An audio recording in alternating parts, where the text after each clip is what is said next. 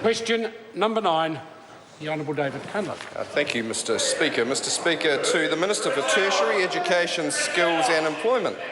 How much funding have tertiary institutes been forced to repay to the Tertiary Education Commission in the past year as a result of overfunding, and does he still have confidence that the Tertiary Education Commission's regular monitoring procedures are working?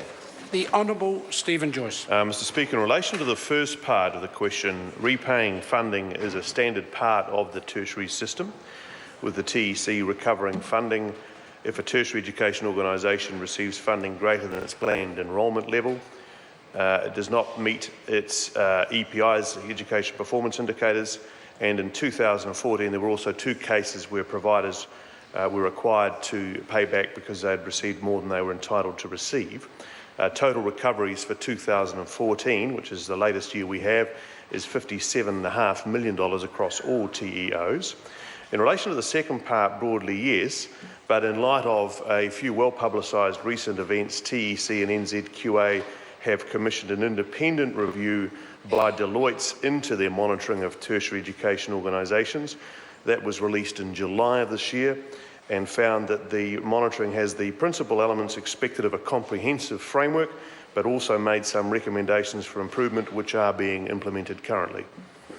Mr Speaker, to the Minister. Supplementary question, the Honourable David Cunliffe. Why in the Deloitte's review to which he has just referred, did Deloitte say, and I quote, "The current monitoring approach across both organisations, that is TEC and NZQA, is neither designed nor resourced to detect potential fraud"? The Honourable Stephen Joyce. Well, Mr Speaker, there is requirements that tertiary education organisations must meet in return for funding, and the funding organisations are entitled to expect that the governors and operators of those tertiary education organisations meet those requirements and make representations to the TEC which are correct. Should those situations not occur to be the case, as has had in the recent examples that, as I say, have been publicised, then the TEC can go in and recover that money, and that is what it has done on 4 or 5 occasions. Mr Speaker, to the Minister. Supplementary question, the Honourable David Cunliffe. Why did it take whistleblowers to spark an investigation into 5 years of overpayments and the enrolment of ghost students in courses at Taranaki Agricultural Training Centre? And what does that say about the tertiary education sector and its monitoring agencies under his watch? The Honourable Stephen Joyce. Well, Mr Speaker, I think it says a lot about the management of Taranaki during that period, and I think it's very disappointing, the situation that occurred, and it is the job of that organisation, just the same as it is the job of other tertiary education organisations, to ensure that they meet the terms of their funding agreements, and that is their responsibility. So it doesn't say anything about the TEC, it says a lot about the behaviour of those organisations, and the TEC has been diligent in recovering money where it's found to have not been paid correctly.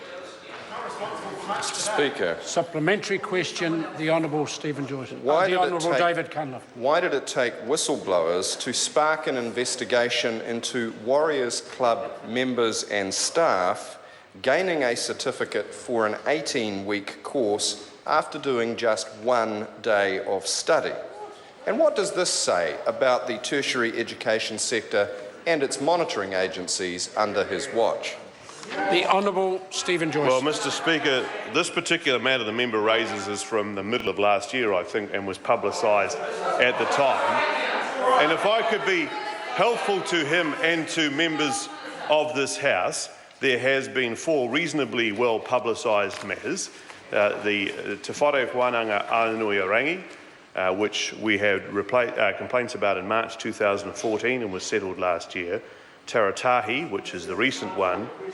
Also the Western Institute of Technology of Taranaki, and also one private trust in Rotorua with links to Awanuiarangi.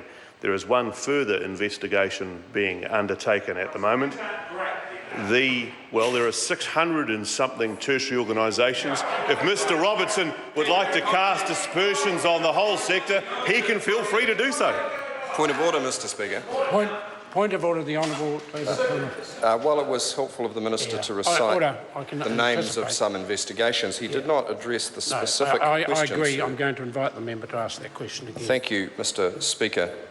Mr Speaker, why did it take whistleblowers to spark an investigation into Warriors Club members and staff gaining certificates for an 18-week course after just 1 day of study?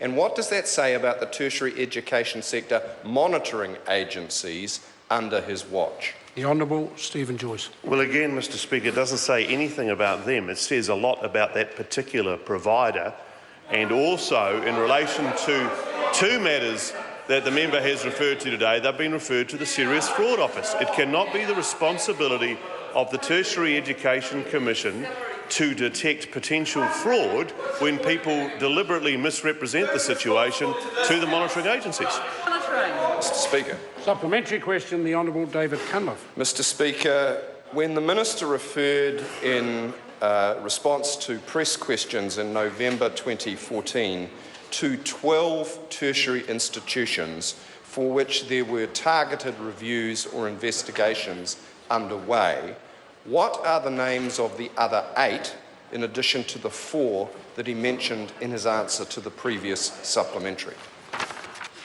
The Honourable Stephen Joyce. Mr Speaker, there are in fact 6 focused reviews that have been undertaken by the TEC in terms of their own responses after the matters have been raised with them. 5 have now been completed with no concerns. One of them has been elevated to a full review. That review is ongoing, Mr Speaker. I'll be happy to report to the House once that review is complete. Point of order, Mr Speaker. Point of order, the Honourable David Mr Cunliffe. Speaker, the Minister has not addressed the names of any of the institutions which were under review. And that was a very specific supplementary asking for the names. Not one name was produced by his answer. The difficulty I have is the Minister answered it by saying that the numbers quoted by the member were wrong. He talked of there being 12 and 4 had been mentioned. What was the other 8? And the Minister said, well, you're wrong, there's 6. Speaking to the point of order, Mr. I'll hear from the member. Thank you, Mr Speaker. Mr Speaker, it was not my contention that there were originally 12. I was quoting the Minister's answers to a press question in November 2014, a matter which has not been disputed. The way forward is I'll allow the member to ask the question again, but I won't not be... the Minister would certainly be at liberty to answer that until review's over. It's not in the public interest to make any further comment. Thank you, Let's Mr. have the Speaker. question again. Thank you, Mr Speaker. What are the names of the 12 tertiary institutions that he stated to the press in November 2014 were under, quote, targeted reviews or investigations, and what is the status of those investigations? The Honourable Stephen Joyce. Well, Mr Speaker, in fact 6 targeted reviews have taken place. 5 of those have been concluded completely satisfactorily with no concerns, and I don't propose to list the names of those organisations in the House because there are no concerns about them. The 6th one is currently under investigation, and that investigation is continuing. And as I said to the member previously, at an appropriate time I'd be more than happy to publicise the outcome of that and the name of the institution involved. Question number 10,